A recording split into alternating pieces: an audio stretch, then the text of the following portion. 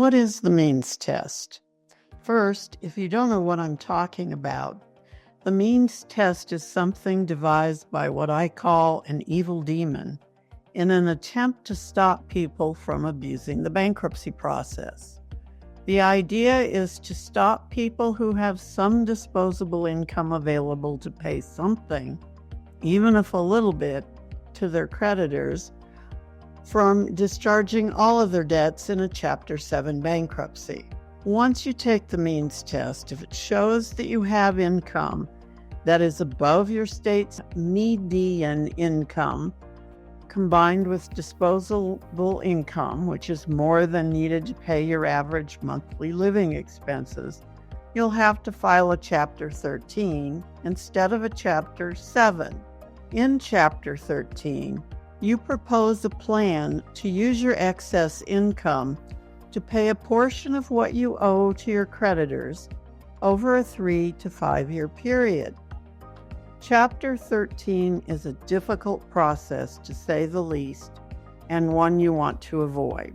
But back to the subject at hand, the means test. I'll make it as simple as I can, but you'll have to spend some time plugging your own information in. First, you need to determine if your income exceeds your state's median income for a family of your size. If it doesn't, you don't need to go to the next step. You are automatically eligible to file a Chapter 7. You can find your relevant income information on the Justice Department's website. The link is in the comments below. When you get to that website, go to the box that says Data Required, click on the Select Options button and select the top one, the current date, and hit Go. Under Section I, Census Bureau Data, click on Median Family Income and find the information for your state and family size.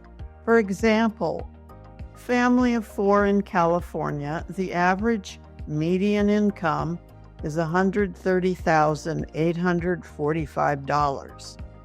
If the income you list on your Schedule I, you'll need to fill this out as part of any bankruptcy filing, is less than that amount, you do not need to complete the means test. That's good news for you. You're automatically entitled to file Chapter 7. You are also exempt from the means test if your debts are not primarily consumer or personal debts.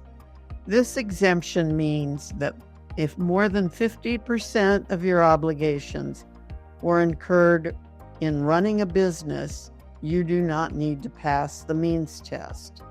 You are also exempt if you are or were engaged in, quote, homeland defense, close quote. In other words, if you are in the military or incurred the debts while serving in the military. If either applies, fill out Form 122A-SUPP. If you need to take the means test, go to the bankruptcy court website, uscourts.gov. The link is found below, and open the Forms section. Download and print out Schedule I, your income, Schedule J, your expenses, and Forms B122A-1 and 122A-2. Together, these forms are the means test. Open the instructions. Start with Schedule I, your income. Read the instructions on the form and fill it out.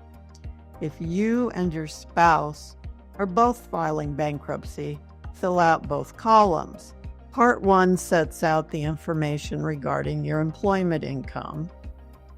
Part 2 sets out your gross income, deductions, and net income. You'll find this information on your pay stubs. Once you've entered your employment income, then list any other sources of income such as Social Security, rental income, alimony or child support, or other government assistance. When you are done with income, fill out your expenses on Schedule J.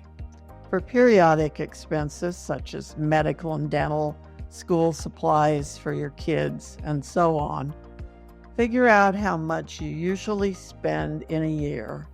Then divide the number by 12 and enter that for your monthly expense.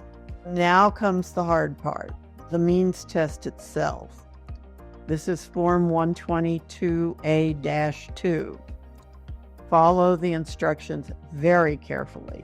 Except for your actual mortgage payment, if any, this form uses a national average for your expenses in questions 6 and 7 and a local standard for your questions 8 and 9.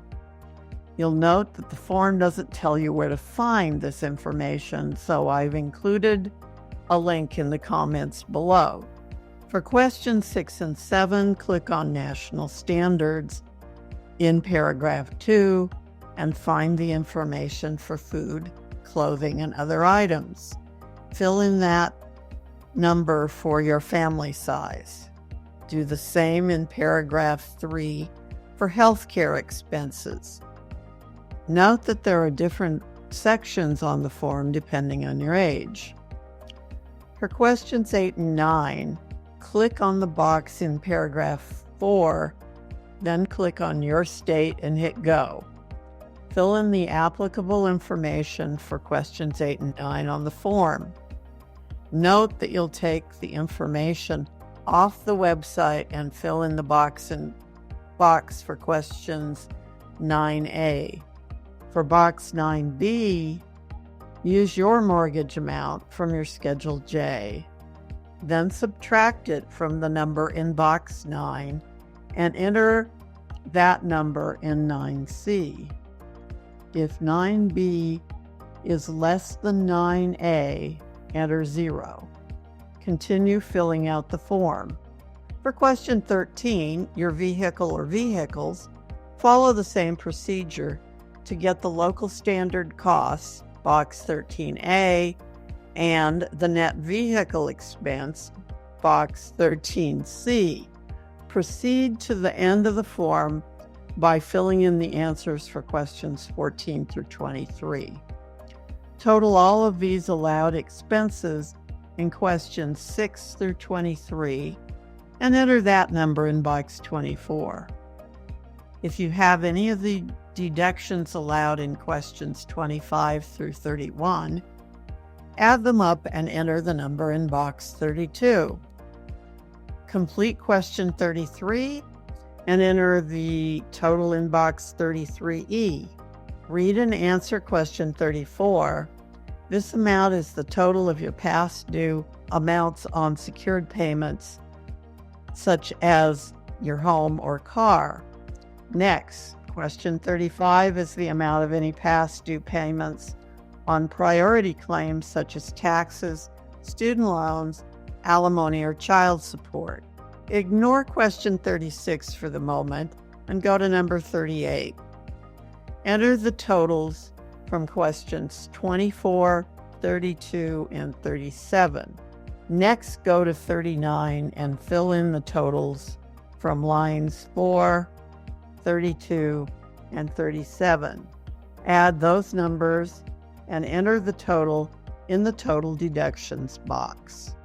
In part 3, enter the amount on your line 4 on line 39A and the amount on line 38 in line 39B.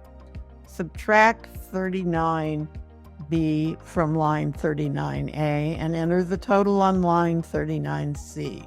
Multiply that amount times 60 and enter the amount on 39D. Answer the questions listed on line 40 to determine whether you have passed the means test. If you follow the steps and find that I've missed something, please leave me a comment. So what's next? If you pass the means test, you can complete and file your Chapter 7 case.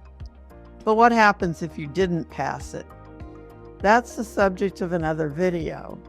But remember that there are things that a good attorney can do to adjust the numbers or include certain extraordinary expenses that will let you pass the means test. If you're considering bankruptcy, don't go it alone. Stakes are too high. Link to additional resources in the description below. And this video helped you understand your options, hit the like button and subscribe for more financial guidance. And remember, this video is for educational purposes only, doesn't constitute legal advice. Every situation is unique, so please consult with a qualified bankruptcy attorney in your area for advice specific to your circumstances.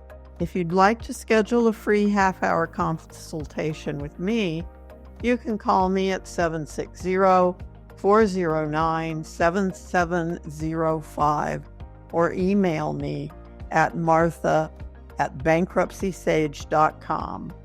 Thanks for listening, and I'll see you on the next video.